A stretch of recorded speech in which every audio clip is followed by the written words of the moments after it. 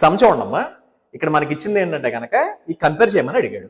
Compare చేయమని అడిగినప్పుడు first ఇక్కడ మనకి ఇచ్చిన వాల్యూ ఎంత అండి, స్క్వేర్ రూట్ ఆఫ్ 900 అన్నాడు. ఈ తర్వాత ఇక్కడ ఎంత ఇది స్క్వేర్ రూట్ ఆఫ్ 1296 అన్నాడు. సో ఇది మనం సింప్లిఫై చేసుకుంటే ఎక్స్ వాల్యూ ఎంత వస్తుంది అంటే ఇది ఎంత ఇది మనకి -36. అంటే దట్ మీన్స్ ఏంటంటే కనుక ఇది రూట్ 1296 ఆన్సర్ ఎంత అంటే 36 కాబట్టి అటువైపు వెళ్ళింది కాబట్టి -36. ఆ తర్వాత దీని ఆన్సర్ ఎంతమ్మా 30.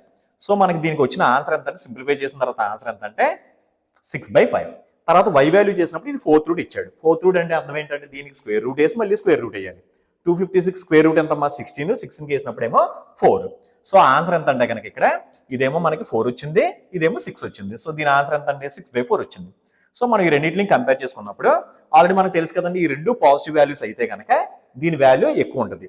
సో ఈ రెండు నెగిటివ్ వాల్యూస్ కాబట్టి ఖచ్చితంగా ఎక్స్ వాల్యూ ఎక్కువ ఉంటుంది. సో ఆన్సర్ ఎంత అంటే కనుక x గ్రేటర్ దాన్ y.